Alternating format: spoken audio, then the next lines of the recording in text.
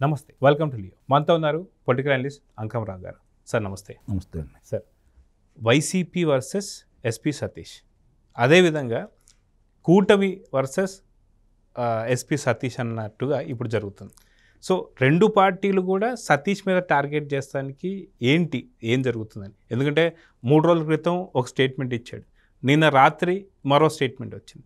So రెండు పార్టీలకి కార్నర్గా సతీష్ అవడానికి గల కారణాలు ఏంటి, ఎందుకు అంటే ఏం చెప్తారు?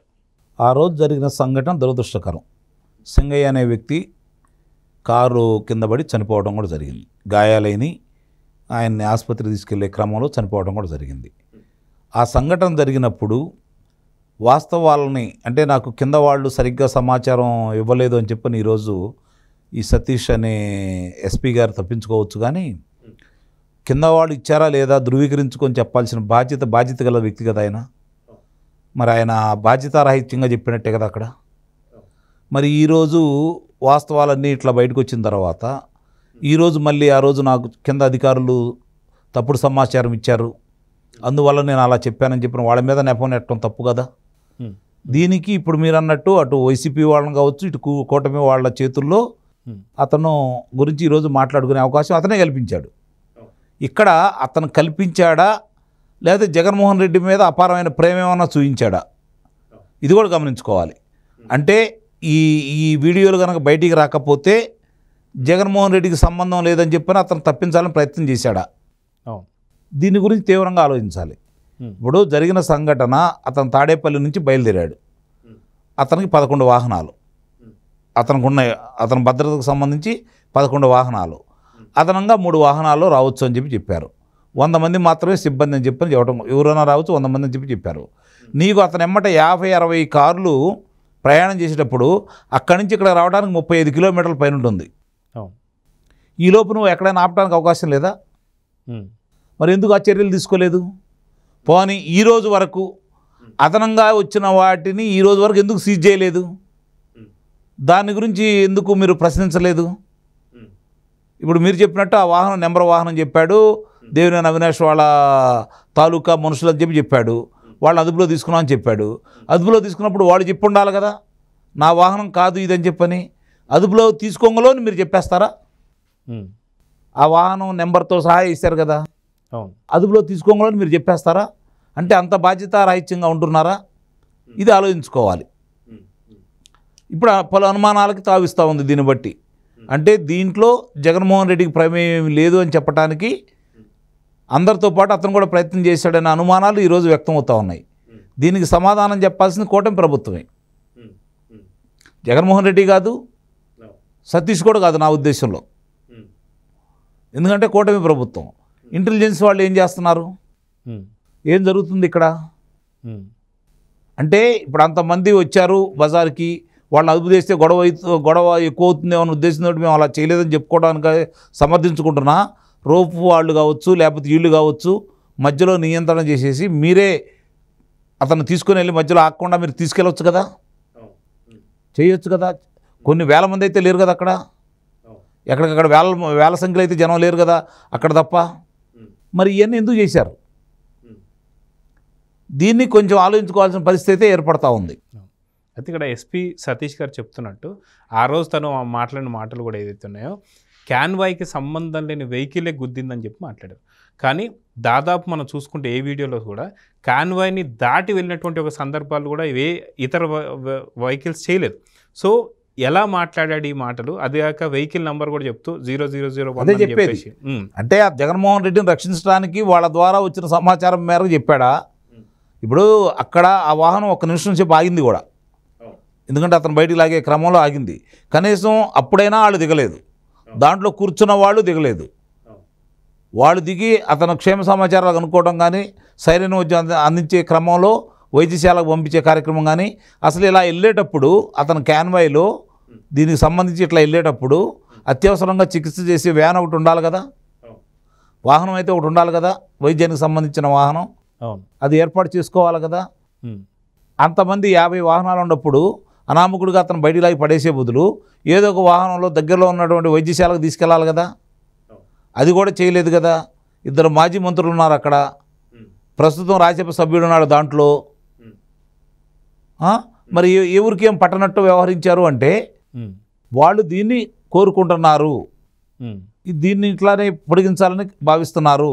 ఇలాంటి అరాచకాలు ఇంకా చాలా చేస్తారు ఇట్లా వదిలేస్తే. ఇది గమనించుకోవాలి కూటమి ప్రభుత్వం. ఇప్పుడు ఒకటోసారి కాదు కదా, మొట్టమొదటిసారి అయితే ఒకవేళ తెలియదు అవకాశం ఇచ్చాం అతను ఇట్లా చేశాడు అనుకోవచ్చు. ఆ రోజు వినుకొండ ఇద్దరు వ్యక్తుల మధ్య గొడవలో జరిగి ఒక అతను చనిపోతే రషీద్ అనే వ్యక్తి వినుకొండ వెళ్ళే క్రమంలో ఆ రోజు కూడా ఎన్ని గంటల సమయం పట్టింది అక్కడికి వెళ్ళటానికి.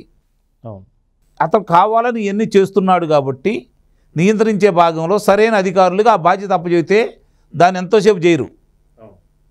దాన్ని వాళ్ళు నియంత్రించడం పెద్ద కష్టమైన పనేమి కాదు. రెండోది ఏంటంటే ప్రధానమంత్రి గారు వస్తున్నారు కాబట్టి కొంత పోలీసు వ్యవస్థ అటు వెళ్తే వెళ్ళుండొచ్చు. ఎందుకంటే ఆ పర్యవేక్షణ కూడా చేయాలి కాబట్టి కొంతమంది వెళ్తే వెళ్ళుండొచ్చు. అందరైతే వెళ్ళరు కదా, 10% మంది 20% మంది వెళ్తారు. మిగిలిన వాళ్ళందరూ ఇక్కడే ఉంటారు కదా. ఇప్పుడు పల్నాడు ప్రాంతంలోకి వెళ్తున్నాడు కాబట్టి అక్కడ వాళ్ళని అక్కడ మోహరించేసి, గుంటూరులోంచి వెళ్తున్నాడు కాబట్టి ఇక్కడ వాళ్ళు ఇక్కడ మోహరించేసి దాన్ని అదుభాగ్యంలో చేయటం వాళ్ళకి పెద్ద కష్టమైన పనేం కాదు కదా. వాళ్ళని అలా చేయొద్దని చెప్పని ఎవరన్నా ఆదేశాలు ఇచ్చారా? ఆదేశాలు ఇస్తే కూటమి వాళ్ళే కదా ఇవ్వాల్సింది. కూటమి వాళ్ళు కనుక ఇవ్వకపోతే వాళ్ళని ఇప్పటి వరకు ఆ పదవి బాధ్యతలు ఎందుకంటే పెట్టారు, వాళ్ళ మీద చర్యలు ఎందుకు తీసుకోలేదు? ఇంత జరిగిన తర్వాత పోనీ ఆ వాహనదారులు సంబంధించి వాళ్ళు ఇంతవరకు నన్ను అదుపులో తీసుకున్నారా? ఇంతవరకు ఎవరు లేదు. మరి ఇవన్నీ కూడా పలు అనుమానాలకు తావిస్తూనే ఉంది కదా, కళ్ళ ముందు కనపడతానే ఉంది కదా. ఇవి ఈ విధంగా వాళ్ళు అట్లా సహకరిస్తున్నారని చెప్పి కూటమి వాళ్ళు చెప్పుకుంటే సంవత్సరం దాటిన తర్వాత ఇప్పటికి ఈ రోజుకి సంవత్సరం 11 రోజులు అవుతుంది కదా అధికారంలోకి వచ్చేసి. మరి ఈరోజు కూడా చెప్పుకుంటా ఉంటే అది హాస్యాస్పదంగా లేదు? అయితే ఇదంతా జరిగిన తర్వాత కూడా ఏదైతే సింగయ్యకి సంబంధించి అంబులెన్స్లోకి ఎక్కించారు, మళ్ళీ దింపేశారు, మళ్ళీ ఆటోలోకి ఎక్కించారు అని చెప్పేసి వీళ్ళే అంటే కూటమి ప్రభుత్వం చంపేసిందని చెప్పేసి మాట్లాడుతున్నా సరే కూటమికి సంబంధించి పెద్ద చర్యలు ఏమి తీసుకోవట్లేదు. చర్యలు కాదు, దాన్ని ఖండించే భాగంలో బాధ్యతాయుతమైన వ్యక్తులు ఎవరు వచ్చి సరిగ్గా స్పందించట్లేదు అనేది వాస్తవం. వాళ్ళు అలా ఎదురుదాడి చేస్తుంటే వాస్తవాలు ఇవన్నీ తెలుసుకొని జరిగిన విషయాలు ప్రజలకు చెప్పే దాంట్లో వైఫల్యం చెందుతున్నారు వీళ్ళు. ఇది మాత్రం గమనించుకోవాలి. ఇది మంచి పద్ధతి అయితే కాదు. దీనివల్ల కూటమికి కాదు ఆంధ్ర రాష్ట్రానికి నష్టం జరుగుతుంది. ఇది గమనించుకోవట్లేదు. అదే జగన్ పైకి ఆ మూకుమ్మడి ఏదైతే వచ్చినటువంటి మంద ఏదైతే ఉందో అదంతా కూడా వైసీపీకి సంబంధించిన వాళ్ళు కాదు, టీడీపీకి సంబంధించిన కార్యకర్తలే మా మీదకి వచ్చారు. ఇదంతా కూడా ఆ కుట్రలో భాగంగా టీడీపీ వాళ్ళే చేశారు. ఈరోజు సాక్షులు కూడా రావడం జరిగింది. దీన్ని ఎలా చూడాలండి? ఇప్పుడు ఆ కార్యకర్త వచ్చిన వాళ్ళందరినీ వాళ్ళ యొక్క ముఖ చిత్రాలన్నీ కూడా ప్రచురించేసి ఇదిగో ఈ కార్యకర్త ఫలానూరు సభ్యత్వం ఇది అని చెప్పనేసి గతంలో లాగా ఇతను అని చెప్పి చూపిస్తే మనం కూడా నమ్మొచ్చు. ఇప్పుడు అక్కడికి వచ్చిన వాళ్ళల్లో అసలు ఏదైనా చెయ్యాలని సొత్త ఎందుకు కూర్చుంటారు జగన్మోహన్ రెడ్డిని? వాళ్ళు బలిగారు కదా సార్, తను బలి చేస్తారు అట్లా కదా. మరి అదే చెప్పి చూస్తా ఎందుకు కూర్చుంటారు అక్కడ? అయినా అసలే అతను భద్రతా వలయాన్ని ఆ భద్రత పర్యవేక్షణ చేసేవాళ్ళని నా దగ్గరికి రావద్దని చెప్పింది జగన్మోహన్ రెడ్డి అని ఇప్పుడు అందుతున్న సమాచారం ప్రకారం మనకు తెలుస్తూ ఉంది కదా. అంటే నీకు రక్షణ కల్పించే వాళ్ళని నీ దగ్గర రావద్దు అని అంటే ఏ ఉద్దేశంతో అన్నావు? ఇప్పుడు దానికి సంబంధించిన భద్రతాధికారి దానికి సంబంధించిన వివరాలు ఇవ్వాలి. అతనికి ఏదైనా జరిగితే కూటమికి చెడ్డ పేరు వస్తుంది కదా. మళ్ళీ ఆ పర్యవేక్షించే అధికారి వాళ్ళు ఎవరూ లేకుండా ఎందుకు అవకాశం ఇచ్చాడు? చుట్టూ రోప్ లేరు, వలయం లేదు. ఒక వ్యక్తి అయితే ఏకంగా ఆయన వాహనం ఎక్కి నుంచొని హడావుడి చేస్తూ ఉన్నాడు ప్లకార్డు పట్టుకొని. మరి ఈ అవకాశం ఎందుకు ఇచ్చారు? అవకాశం ఇవ్వాల్సిన అవసరం ఎలా వచ్చింది? చూస్తా మిగిలిన వాళ్ళు ఎందుకున్నారు? ఆ అధికారులు ఇంతవరకు ఎందుకు విధుల నుంచి తప్పించలేదు? వాళ్ళ మీద చర్యల్లో ఎందుకు తీసుకోవట్లేదు? ఇది కదా ఇప్పుడు సత్వరం అందరికి అర్థం కావాల్సిన విషయం. ఒకవేళ జగన్మోహన్ రెడ్డి చెప్తే ఎందుకు చెప్పాడు, ఎప్పుడు చెప్పాడు, అది కూడా చెప్పాలి కదా మీరు. ఖచ్చితంగా అవును. ఈరోజు వాడు ఒక ప్రణాళికబద్ధంగా అల్లర్లు సృష్టించడానికి, అరాచకాన్ని ప్రోత్సహించడానికి, అరాచకవాదుల్ని ప్రోత్సహించడానికి వాళ్ళు పర్యటన చేస్తున్నారు. ఆ విధంగానే మాట్లాడుతున్నారు. చనిపోయిన వ్యక్తులకి మరుసటి రోజు అతను పత్రికా సమావేశం ప్రసార మాధ్యమాలతో మాట్లాడాడు కదా. ఏదన్నా విచారం వ్యక్తం చేశాడా వాళ్ళ గురించి? ఇప్పటివరకు ఏమన్నా మాట్లాడారా దాని గురించి? ఓ 10 లక్షల రూపాయలు ఇచ్చారు, అయిపోయింది.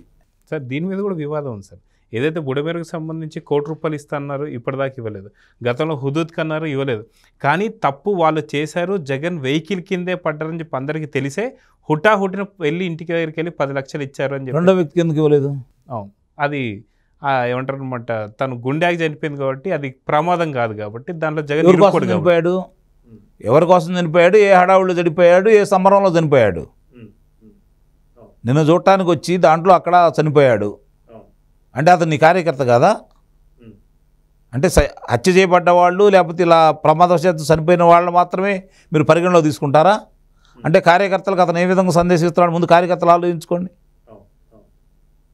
అతను ఎలాంటి కార్యక్రమాలు చేపడుతున్నాడో, ఎలాంటి వ్యక్తులు ప్రోత్సహిస్తున్నాడో, ఏ విధంగా ముందుకెళ్తున్నాడో ఒకసారి ఆలోచించుకోండి. సో చూద్దాం సార్, ఖచ్చితంగా జగన్కి సంబంధించినటువంటి ఒక కార్యకర్తలందరూ కూడా సింగయ్యకి పట్టిన గతే రేపొద్దున మీకు కూడా పట్టొచ్చు అని చెప్పి అయితే అర్థమవుతుంది. సో చూద్దాం జరగబోతుందా. నమస్తే సార్.